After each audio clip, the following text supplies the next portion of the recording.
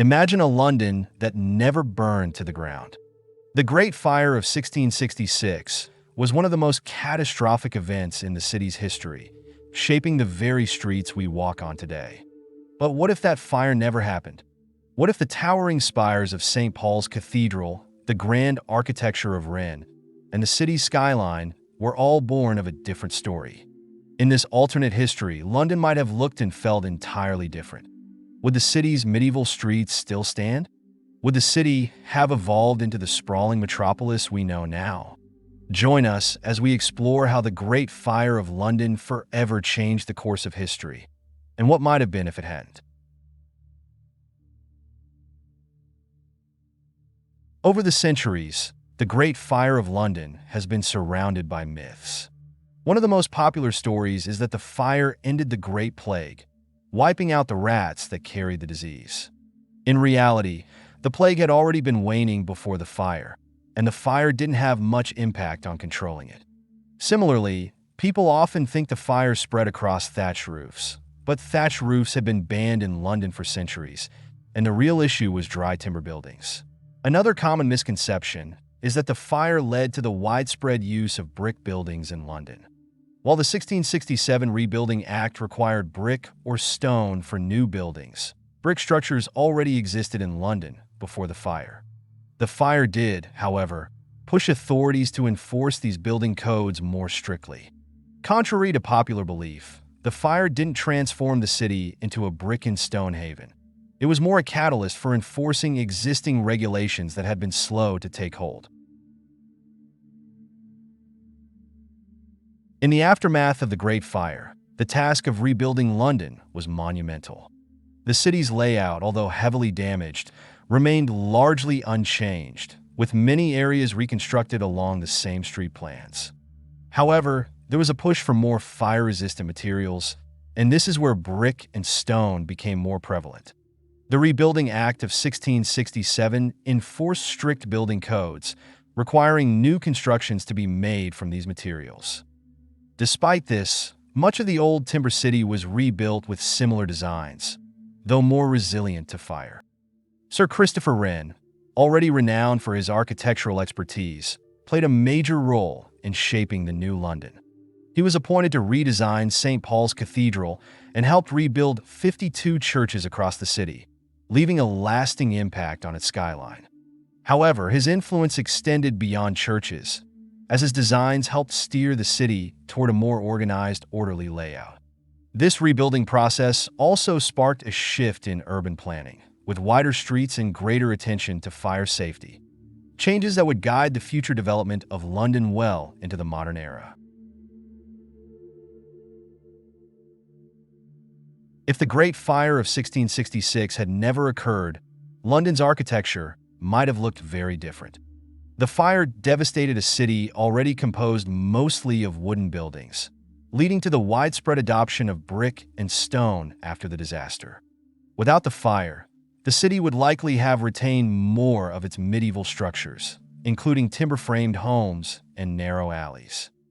The distinctive Georgian and Victorian styles that emerged post-fire may not have taken root, and the city's skyline could have been less uniform, with a more organic, historic feel, possibly resembling towns like York, where medieval architecture was preserved longer.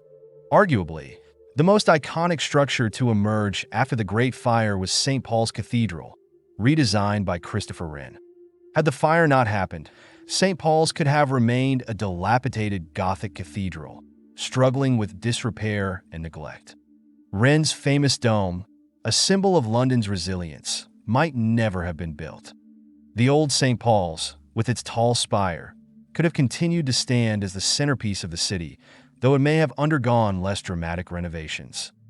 The fire forced a rethinking of London's architectural future, but without it, the city's spiritual heart might have been far less grand.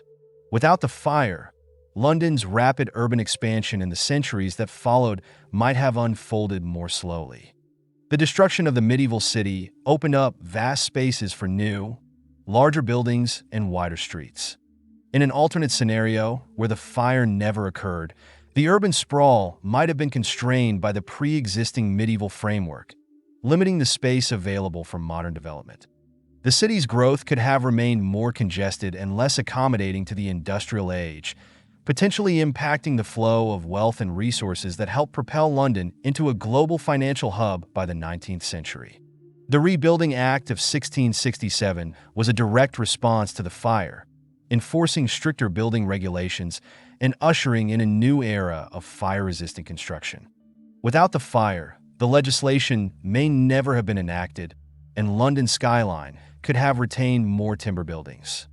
The lack of these rebuilding regulations might have meant slower progress in terms of urban planning, with the city continuing to rely on outdated, fire-prone structures.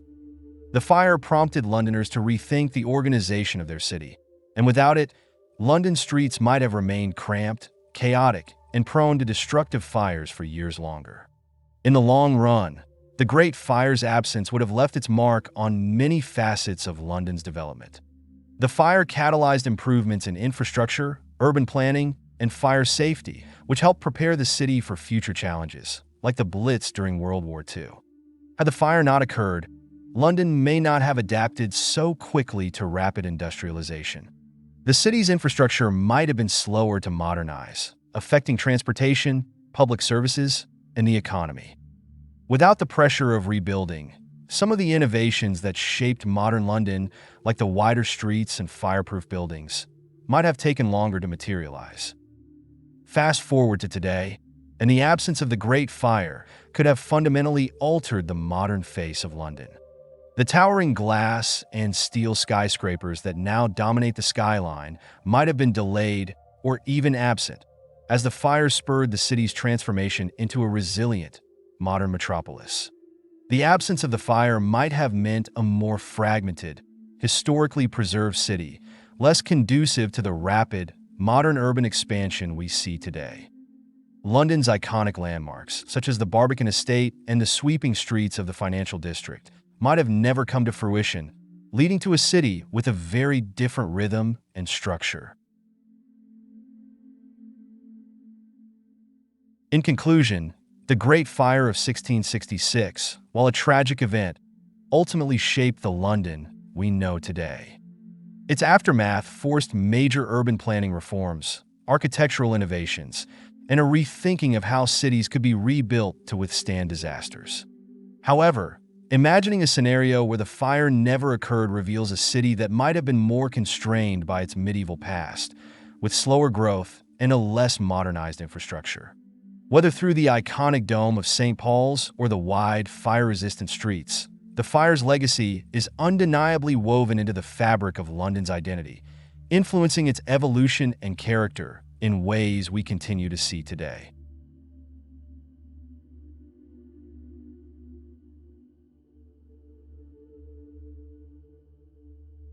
Where did the fire start?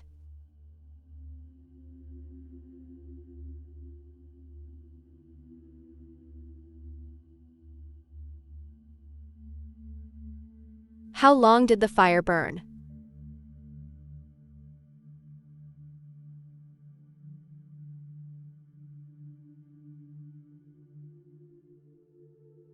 What major building was destroyed?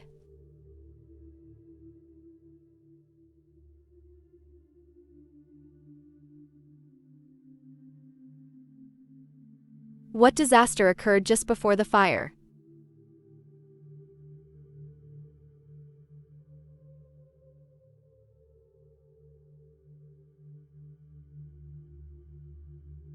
Who was king during the Great Fire?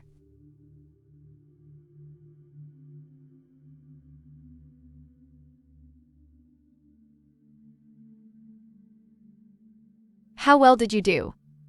Share your score in the comments.